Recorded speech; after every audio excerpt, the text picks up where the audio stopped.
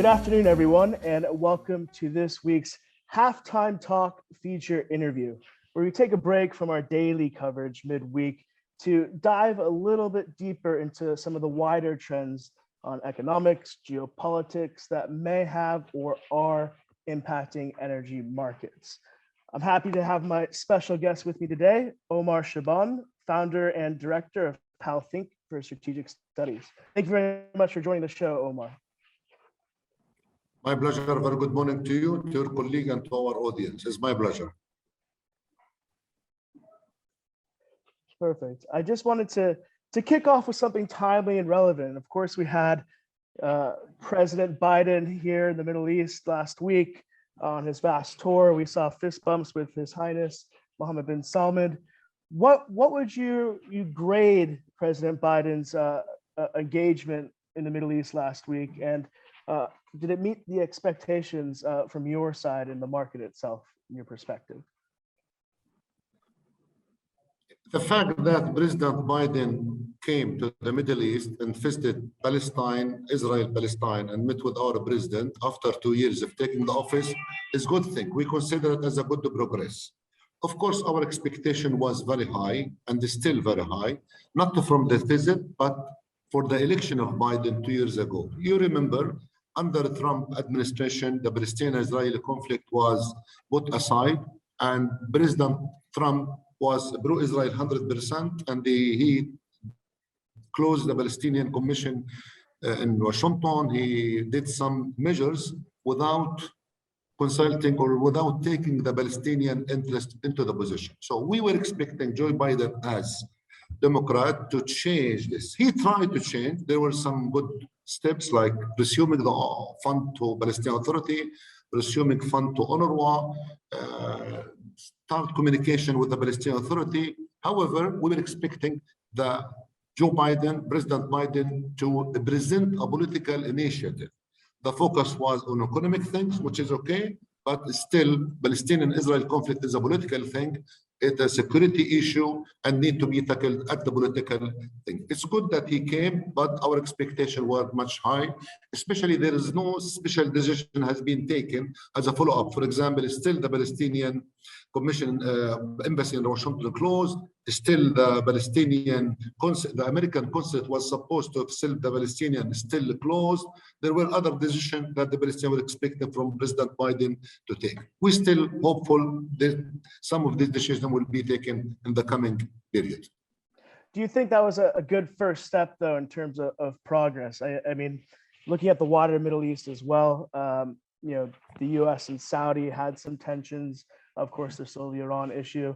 Do you think this is a good step for rapprochement from the US and good for the overall economic outlook for the Middle East as a whole? Let's agree that America as a superpower, America is the main player in the Middle East, of course, at the global, but in the Middle East, America has been leading all the effort with the support of others, with the EU, with United Nations, other key countries in the world. And of course, we admit the second point that stability in the Middle East cannot be done without the effort of the US. And of course, there were some more consultation between the US and key Arab countries in the past couple of years. One of the main things the American administration should take into consideration that the change in the Arab leadership. There was the Arab Spring, talk about a new leadership. There is some young leader in Saudi and the Emirates and other countries. So there is a new type of mentality. The American administration should take this into consideration. The Americans should not create a new conflict. Iran is a key player in the Middle East. Turkey is a key player in the Middle East. Israel is a key player, Egypt, and there are other issues need to be tackled. So we were hoping the Americans bring things together, not deepening the divide. We know the dispute between Iran and America, but we should not be part of that. At the end of the day, Middle East is an area that has a lot of resources, and we need to look at the big picture. How to make win-win strategy, win-win policy in the Middle East. The intervention or the engagement of the US is good, much better than before, but it should take into consideration the emerging attitude, mentality, leadership, ambitious of the people of the Arab and the Muslim and the Middle East people in the area. I just want to touch on, we'll come back to the resource point that you brought up, but just one more point on, we saw a lot of headlines about that potential vacuum created in the Middle East for Russia and China to engage more from that perspective. Are you seeing that, or do you think that that's more just kind of spin headlines? Do you see Russia and China having more involvement in kind of those infrastructure deals, investment deals, and filling that vacuum? Look, Brian, I all the time advocate for a theory that we should not wait for a war to happen to realize that there is something good to be taken. We should not wait the war. And even when it comes to the Palestinian conflict, there was a war, many wars against Gaza, and all the time they talk about peace after the war. We don't need to wait for this. Middle East has a huge potential, not only from the concrete resources, oil, gas, but you talk about hundreds of millions of young people who are very talented, who are very educated, software developers, and they can be part of this developing the whole world. And there is other resources, sea, fish, oil, agriculture, sun. The Arab world, the Arab in Africa, the Arab desert in Africa can generate electricity that can lighten all Europe. And we have talked about it this many times and many years before. If there is a network, now we talk about solar energy. Of course, China and Russia are big countries, and of course they will be involved in the Middle East. And I want to be frank with you, as I always, Palestinian and Arab, they blame the American for not doing the good things. And this creates a vacuum. This creates a place where other nations are intervening on the background of the absence of the American intervention, positive intervention. This is why sometimes Palestinian and Arab understand or support the Russian invasion to Ukraine, which is for me, it's an occupation. I consider it as occupation. But you need to understand, our Western audience need to understand the Arab support Putin not because they love it or they support occupation, of course not. But they think that America should be challenged with a new power, and they think that the Russian and the China will push American to change their attitude. So this is the idea that you don't need to wait until the bad guys come or the war comes, then you change your policy. Let's just change it in principle. Let's just change it under peaceful time, not under war time or conflict time. And this is very important, because when you are under war time, you cannot think carefully, you cannot think wisely, you cannot do the all calculation. About gas in the Mediterranean, there was a huge potential of gas in Palestine, Israel, Lebanon, Syria. Why we have waited for 10 years, 15 years until the Russian-Ukrainian war came in, then now we said, okay, there's a gas in the Mediterranean. So, and now the big countries are making their steps sometimes in a quicker pace that doesn't give time to think widely and deeply. Yeah, it's about being proactive and looking for the future as opposed to waiting those peaks and valleys that occur. We'll get back to the East Med situation, but I just wanted to get your perspective on what we're seeing globally right now with energy transition versus energy security in a sense.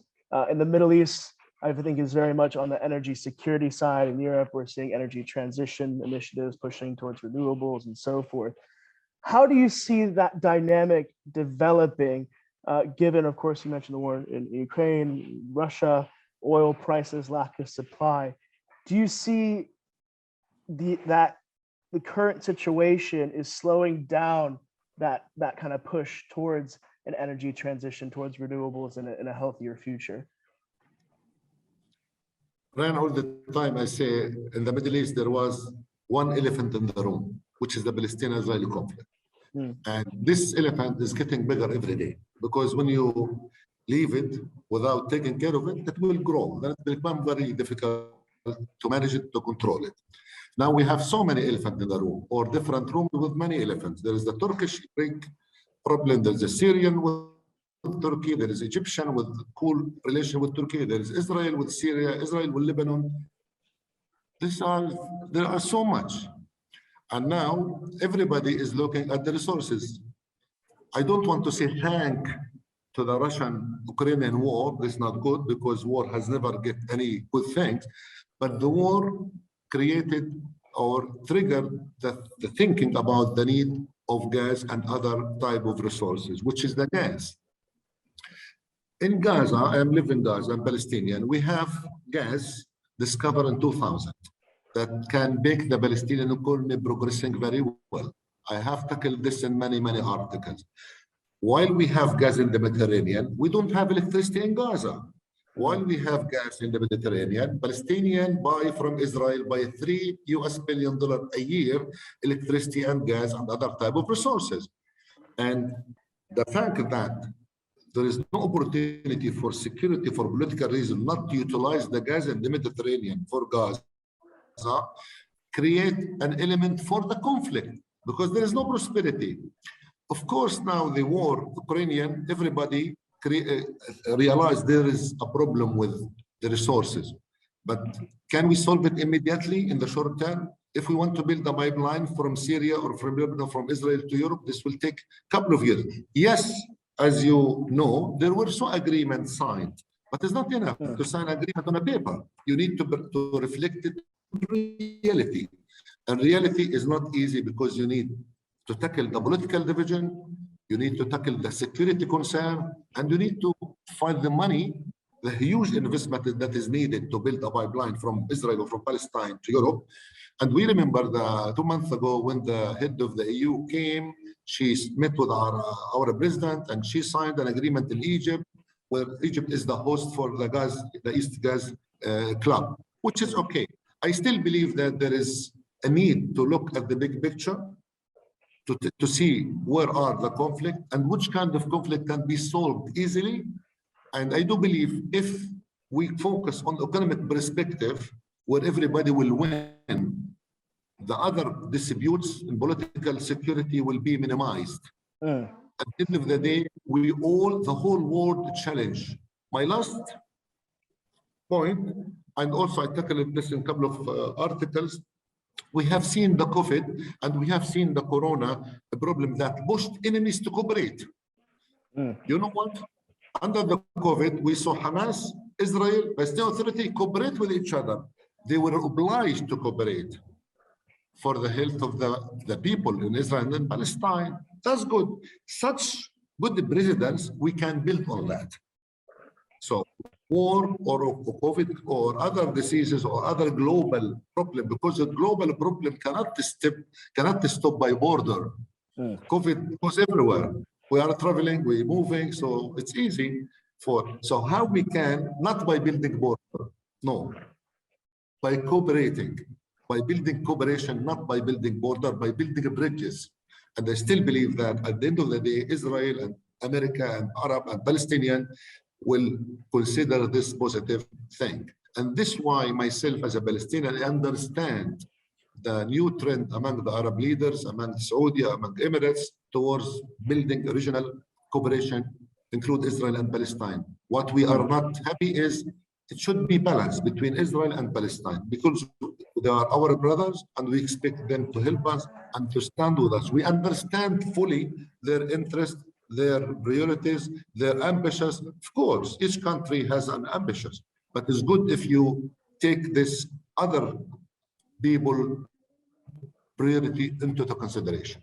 So you had mentioned trying to find solutions in the short term, giving all the players that are involved in the advancement of the East Mediterranean gas development and pipeline.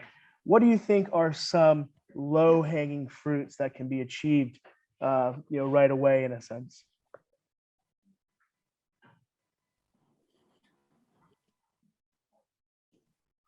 We see all the time, we need to pursue a win-win strategy where everybody make benefit. There are many resources in the Middle East, not only gas, young universities, software developer, sunny weather, a lot of resources, so many, not only the concrete, but the human capital, which is more important. And more importantly, we need to cooperate together to fight, to eradicate poverty, to eradicate radicalism, to eradicate frustration, and to alleviate so many crimes here and there. And no society, no single society is secured, because as we say, radicalization does not stop at border. No border. Radicalization can be prevented by cooperation, by creating better environment to create the roots of the problem. Gas, one of the yes, there were some initiative by Egypt, by other countries. I was part of group of civil society expertise from different European Mediterranean country. We met in Athens, we met in Berlin, we met in Brussels, even we went to the EU in Brussels to promote this idea. So we need to think about enhancing the second track, where expertise from different countries come. They have the ability, they have the technicality, because politicians need us and they don't have the time to think, or they don't have the capacity even. So we need cooperation among politicians who decide, and those who know how to do things, those who own the knowledge. And we need more consultation, more cooperation. Such a program is very important to disseminate these ideas that everybody want to own. There are so many opportunities for potential development in Palestine and Israel. And of course, we should not neglect at all the elephant in the room, which is the Palestinian-Israeli conflict. It's easy to solve it. It's a win-win, but the Israeli leader need to think wider. They cannot live in peace. They cannot normalize the relationship with the Arab people without tackling the Palestinian. It's easy. Compromise a little, you will take much more. If you compare between the cost and benefit, it's a huge. I just want to, unfortunately, it appears that 20 minutes goes by pretty quickly, so we'll have to wrap up with one final question. But I wanted to shift gears towards youth, an area that you really focus on as well. And of course, with the region having, I would say, one of the largest young populations in the world, what role do you see the next generation playing in really accelerating things forward from an economic standpoint, political standpoint, as well as an energy standpoint? Sustainability is at the heart of, I would say, a lot of the youth at the moment. How do you see that progressing? And do you think the current foundations and cornerstones are in place to help create that environment for them to accelerate? Brian, this is a very good question. The Arab, the new generation are changing. We have now social media everywhere. Everybody in the desert, in the Gulf, in the Arab Jazeera, in Morocco, everybody knows what's going on. We become connected, even in the villages without electricity. They have access to the social media. So we know Palestinians in Gaza who have been under blockade, 62% of the Gaza population are young people under 30 years old. They have never been outside, but they know exactly what's going on. They see it. They see it. They see how the Israeli citizen. So we need to think differently, and politicians need to understand there have been major change in the mentality of the people, and people become very ambitious. They need democracy. They need freedom. They need transparency. They need jobs. They need hope, and they are educated. So in the Arab world, among the 350 million Arabs, there are hundreds of millions of young people. And the unemployment among the unemployment rate among the Arab is one of the highest. And this is contradicting with an area that has a lot of resources. And this unemployment fueling the radicalization, fueling the hatred. And Europe need young people. I was talking to somebody, talk about Germany, who's only, I don't know, 65% of the German people are older than 50 years or 60 years old.